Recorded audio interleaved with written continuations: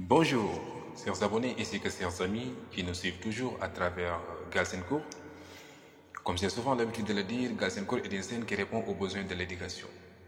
Juste pour vous dire que si vous n'êtes pas encore abonné à ma chaîne, veuillez cliquer sur le bouton s'abonner et activer la cloche pour ne pas manquer de notifications. Aujourd'hui, nous allons entamer une nouvelle leçon qu'on appelle la génétique. La génétique est une leçon longue et fréquente au baccalauréat. Donc, on a décidé aujourd'hui de le faire pour aider les élèves à sa maîtrise. Et pour comprendre la génétique, on doit savoir qu'est-ce que c'est que la génétique.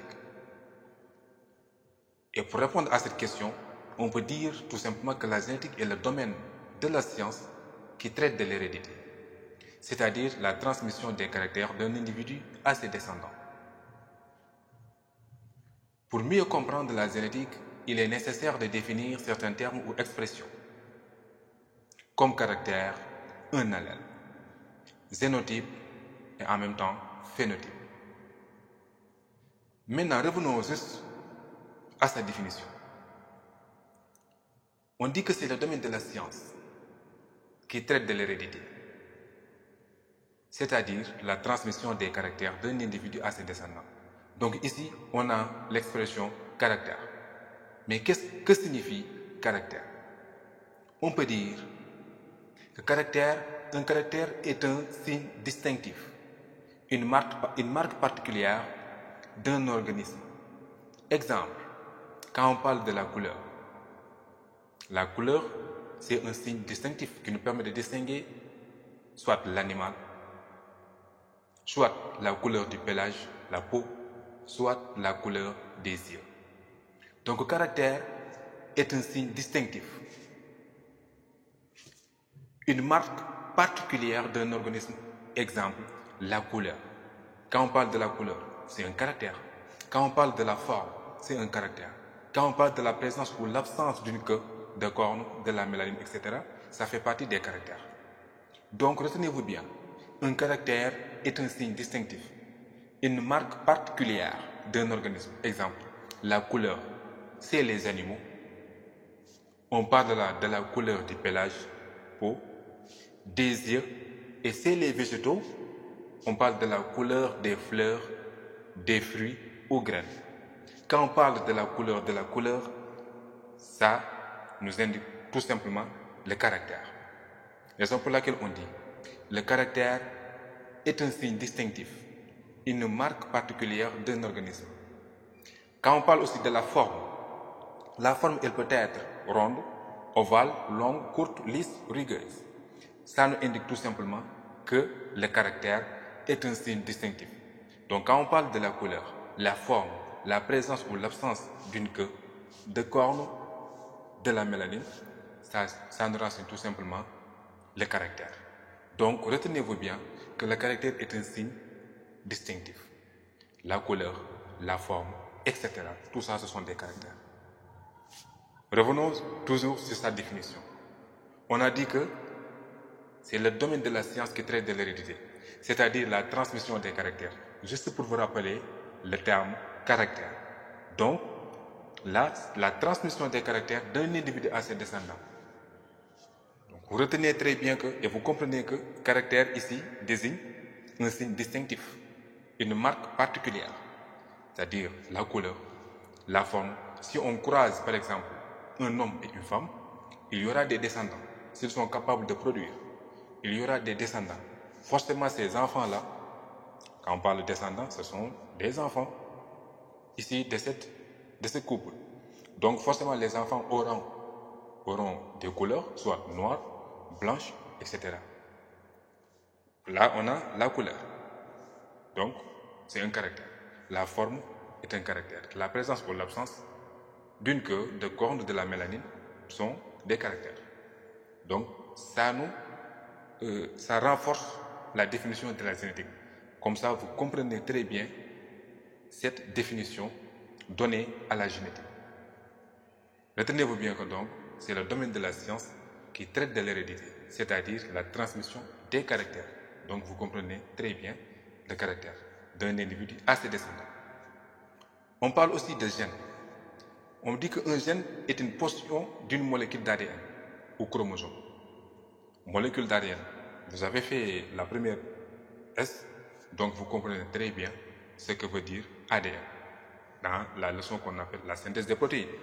Donc c'est une portion d'une molécule d'ADN du chromosome capable de transmettre un ou plusieurs caractères.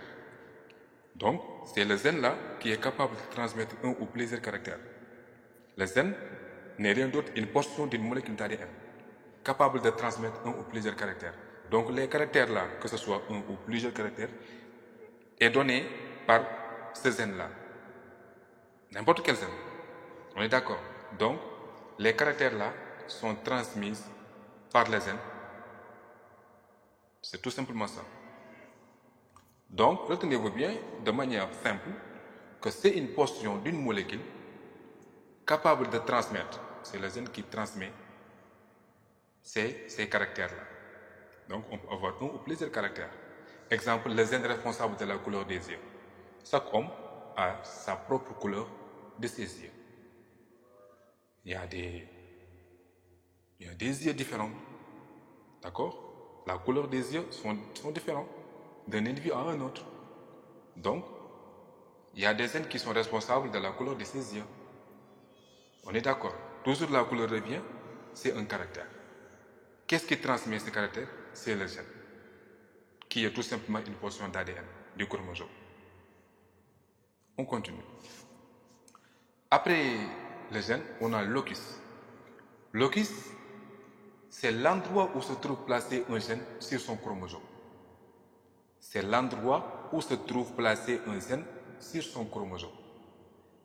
Nous savons très bien que le gène est placé sur un chromosome. Maintenant, l'endroit où se fixe ce gène-là, c'est là où on appelle locus. C'est très simple. Maintenant, c'est quoi génome? Génome, c'est l'ensemble des gènes portés par les chromosomes. Donc, l'ensemble de ces gènes-là sont appelés génomes. Raison pour laquelle sa définition est très propre et très simple. C'est l'ensemble des gènes portés par les chromosomes. Les allèles. Les allèles, on peut dire que ce sont les deux états d'un même gène. Les deux états d'un même gène. Un gène peut avoir deux états. Ce sont ces deux états-là qu'on appelle les allèles. Donc, un allèle est une possibilité d'expression d'un gène. Exemple, pour le même gène responsable de la couleur du pelage des souris, il peut exister deux allèles. L'un responsable de la couleur grise, l'autre de la couleur blanche. Pour le gène de la taille, on a deux allèles, soit long, soit court. C'est ça les allèles. Génotype, qu'il faut très bien comprendre. Le génotype regroupe les allèles d'un gène. Il est souvent mis sous la forme de fractions et entre parenthèses. Ça, il faut le savoir. Il faut retenir ça. Génotype regroupe les allèles d'un gène. Il est souvent mis, et c'est ce qui est effectivement, sous la forme de fractions et entre parenthèses. Il faut retenir cette définition. On aura besoin. Si l'individu est de ligne pure, parents identiques, si l'individu est de ligne pure, les allèles de son génotype pour chaque caractère sont identiques. Exemple, Z sur Z, là on a une fraction. La fraction est mise sous une parenthèse. Donc c'est ça génotype. Z sur Z, c'est une fraction mise entre parenthèses, sous une parenthèse du moins. Donc ça c'est une génotype. N sur N, entre parenthèses, ça aussi c'est une génotype. Raison pour laquelle je disais, il faut bien identifier un génotype. Il est souvent mis sous une fraction et entre parenthèses. Donc là, c'est une génotype. Les allèles sont identiques. Le numérateur c'est G, le dénominateur c'est Z, c'est identique. Donc, cet individu-là est de ligne pure. Si c'était différent, comme ici, Z sur N, là, ce n'est pas de ligne pure, mais c'est hybride. Là, on a N sur N, donc l'individu est de ligne pure. Z sur Z, l'individu est de ligne pure. Donc, si vous entendez dire Ligne pure, c'est-à-dire que les allèles sont identiques. Allèle, c'est ce qui est au niveau du numérateur et c'est ce qui est au niveau du dénominateur. C'est ça qu'on appelle les allèles. On a ici l'allèle Z et l'allèle Z au niveau du numérateur et dénominateur. L'ensemble là, avec les parenthèses là, est appelé zénotype. Là, on a deux allèles, l'allèle N au niveau du numérateur et l'allèle N au niveau du dénominateur. Ça aussi, c'est une zénotype. On est d'accord. L'ensemble là est formé zénotype. Si l'individu est hybride, c'est-à-dire les allèles du zénotype pour chaque caractère sont différents. C'est ce que je disais. Exemple, Z sur N. Là, c'est une zénotype. Mais l'individu là n'est pas de ligne pure. Il est hybride. Hybride, c'est-à-dire qu'il n'a pas les mêmes allèles. Ici, on a allèle Z. Ici, on a l'allèle N. Là, c'est hybride. L'individu est hybride. Donc, quand on parle de l'individu et de ligne pure, c'est-à-dire les allèles de son zénotype, pour chaque caractère, sont identiques. Si l'individu est hybride, les allèles du zénotype pour chaque caractère sont différents. Je pense que c'est très clair. Maintenant, on va parler de homozygote ou ligne pure. Au début, j'avais dit ligne pure et hybride. Maintenant, quand on parle de homozygote, c'est la même chose que ligne pure. Donc, homozygote ou ligne pure. Un individu est dit homozygote ou de ligne pure, ou homogamétique même, s'il ne donne qu'un seul type de gamète. Et si son zénotype est formé d'allèles identiques pour chaque caractère. C'est-à-dire, on a Z sur Z. Là, l'individu est homozygote ou ligne pure, ou même homogamétique. Maintenant, son zénotype est formé d'un seul type de caractère, Z sur Z. Donc, il va donner tout simplement la gamète Z. On peut l'écrire comme ça, Z sur Z, ou par exemple ZZ. C'est la même chose. Si vous l'écrivez sous forme de fraction, ou ZZ là, sous forme de produit là, c'est la même chose. Ça indique le génotype. N sur N ou NN, c'est la même chose. On est d'accord. Là, bon, je ne vais pas entrer ici, Z sur Z, N sur N. Là, bon, c'est le dihybridisme en fait. Là, on est en train d'expliquer, raison pour laquelle je n'entre pas ici. Mais vous comprenez très bien que ça, c'est un génotype, Z sur Z, N sur N, mis entre parenthèses, ou ZZ, NN. C'est la même chose que ici. Là, c'est deux caractères. Là, c'est un seul caractère. Raison pour laquelle c'est un peu différent. Mais quand même, c'est ce que je voulais expliquer. Donc, quand on parle de homozygote ou de ligne pure, l'individu est homozygote ou de ligne pure, ou homogamétique même, s'il ne donne qu'un seul type de gamète. Là, si l'individu est de ligne pure Z sur Z, il va donner le gamète Z, forcément. Par exemple, ici, si l'individu est hybride, il va donner deux gamètes différents, gamète Z et gamète N. Donc, c'est hybride. Donc, cette personne-là, ou cet individu-là, n'est pas homozygote ou ligne pure, c'est hybride. Ou même hétérozygote. Voilà. Donc, si c'est Z sur Z, la personne, c'est de ligne pure ou homozygote. Si c'est N sur N, c'est la même chose. Ça peut être L sur L, S sur S, K sur K. Maintenant, si c'est comme ça là, si l'individu donne un seul gamète, ça veut dire que cet individu-là est de ligne pure. On continue. Maintenant, je parlais tantôt de homozygote. Là, on va parler de maintenant homozygote ou de ligne pure, c'est la même chose. Maintenant, hétérozygote ou hybride. J'avais parlé hybride, c'est la même chose que hétérozygote. Maintenant, un individu hétérozygote donne plusieurs types de gamètes. C'est ce que vous avez expliqué tantôt. N'est-ce pas? Donne plusieurs types de gamètes.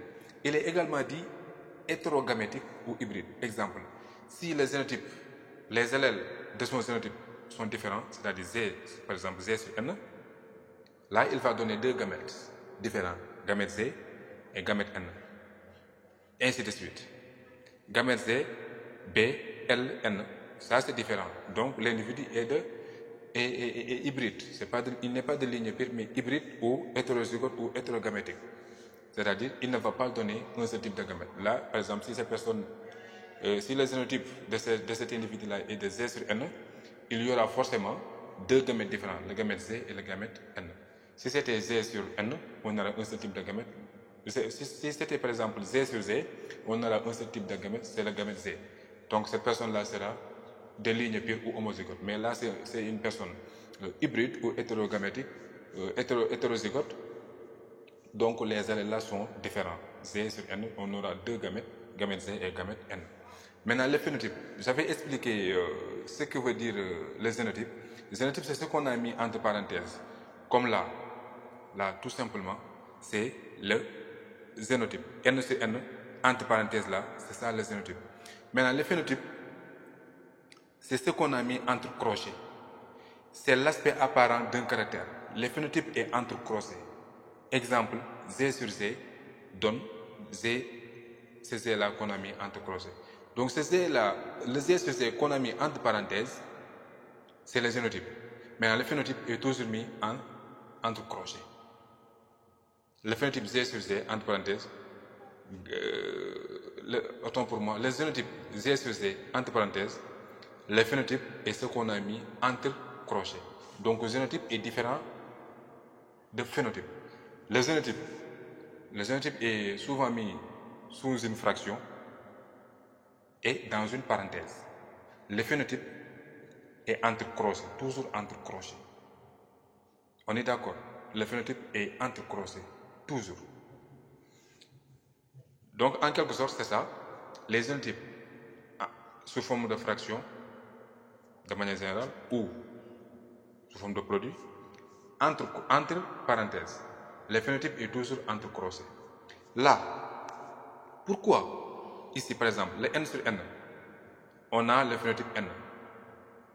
Parce qu'on a un seul type de caractère. L'allèle est N, le numérateur N, le dénominateur N, l'allèle est identique, donc on aura un seul type de gamète N. Là, c'est Z sur N. Pourquoi on a le phénotype Z? Parce que Z domine N. Celui qui est au numérateur domine toujours celui qui est au niveau du dénominateur. Raison pour laquelle il donne le phénotype G. On va revenir sur ça. On n'est pas encore arrivé à ce point. Donc j'aimerais juste l'énumérer, mais ça va venir. L'essentiel, c'est de comprendre c'est quoi génotype et c'est quoi phénotype. Le génotype, il est souvent mis sous une fraction et entre parenthèses. Le phénotype est toujours entre crochets. On est d'accord? On va continuer. Allèle dominant, allèle récessif. C'est ce que j'avais essayé d'expliquer tantôt. Quand on parle allèle dominant, allèle récessif, c'est un individu hybride, c'est-à-dire dont les allèles sont différents. Un allèle est dit dominant s'il exprime le phénotype. Un allèle récessif ne s'exprime pas à l'état hybride. Exemple, ce que je voulais dire, c'est par exemple Z sur Z. Cette personne-là, c'est un hybride. Elle est hybride parce que les deux allèles ne sont pas identiques. Ici, l'allèle G domine l'allèle N. Je l'avais dit, l'allèle qui est au niveau du numérateur domine l'allèle qui est au niveau du dénominateur. Donc, on aura le phénotype de l'allèle dominant. C'est Z qu'on va mettre entre crochets. C'est ça le phénotype. Ce qui est sous une fraction là, c'est ça le génotype. Donc cette personne-là, elle est hybride. Et l'allèle Z domine l'allèle N. Et donc on aura le phénotype G, parce que Z domine N. C'est ça allèle dominant. Donc Z est l'allèle dominant, N est l'allèle récessif. On est d'accord? L'allèle Z est dominant, l'allèle N est récessif. Parce que l'allèle Z est au niveau du numérateur et l'allèle N est au niveau du dénominateur. Donc le numérateur domine largement le dénominateur. Si vous voyez comme ça là, c'est le numérateur qui domine, donc le phénotype sera G. Si c'était par exemple comme ça ici, N sur N, là on a les deux allèles sont identiques, donc on aura le même phénotype qui est N. Mais là c'est différent, les deux allèles sont différents, l'allèle dominant c'est Z, parce que Z est au niveau du numérateur.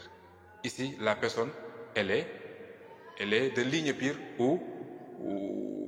elle est de ligne pure ou comment dirais-je, homozygote, parce que les deux allèles sont identiques. Là, les deux allèles sont différents, donc elle n'est pas de ligne pure, mais hybride, n'est-ce pas? Cependant, l'allèle récessif exprime le phénotype. Allèle récessif exprime le phénotype à l'état homozygote, comme ça là. Vous voyez là, N est récessif, Z est dominant. Pourquoi ici on a l'allèle récessif qui donne le phénotype N? Parce que si cette personne est homozygote, comme N sur N là, de ligne pure, l'allèle récessif là va exprimer son état à l'état homozygote. Je ne sais pas si vous me comprenez. Voilà. Donc, si vous voyez là, c'est une personne, cette personne-là, elle est de ligne pure, elle donne le phénotype N. Là, c'est hybride, c'est le C qui domine le N, donc elle va exprimer à l'état pur, G, qui est le phénotype. NB, si les deux allèles sont codominants, cela entraîne l'apparition d'un phénotype nouveau, différent de celui des parents. Exemple, on a ici l'allèle N et l'allèle B. Et le phénotype ici, on a le phénotype C. C'est-à-dire qu'il n'y a pas de dominance. On appelle codominance. N ne domine pas B. Raison pour laquelle on a le nouveau phénotype qui est ici Z. C'est ça qu'on appelle codominance. Il n'y a pas de dominance. Là, si vous voyez, il y a une dominance. Z domine N, raison pour laquelle le phénotype est G. C'est sa dominance. Maintenant, là, c'est codominance. Il n'y a pas de dominance. L'allèle N et l'allèle B sont codominants. Personne ne domine sur l'autre. Raison pour laquelle on a l'apparition d'un nouveau phénotype G. Génération. Chaque degré d'une filiation, c'est-à-dire un ensemble d'individus de même âge, issus des mêmes parents. Exemple, la première génération est notée F1 et la deuxième génération est notée F2. Si on parle de génération, par exemple, on peut dire un homme se marie avec une femme. Et s'ils sont capables de produire, il y aura des enfants. Les premiers enfants ayant le même âge, issus de ces mêmes parents-là, c'est ça qu'on appelle génération. Et si on croise entre ces enfants, si on fait un croisement entre ces enfants-là, les enfants qu'ils vont donner, c'est ça qu'on appelle deuxième génération, qui est notée F2. Vous allez le comprendre après. Maintenant, c'est quoi un croisement? Je l'ai même expliqué tantôt. Faire un croisement, c'est mettre en commun deux individus de même espèce pour qu'ils se reproduisent. Faire un croisement, c'est mettre en commun deux individus de même espèce pour qu'ils se produisent. Deux individus de même espèce pour qu'ils se produisent. C'est ça un croisement. C'est-à-dire le fait par exemple, de faire un rapport sexuel entre l'homme et la femme, c'est ça un croisement.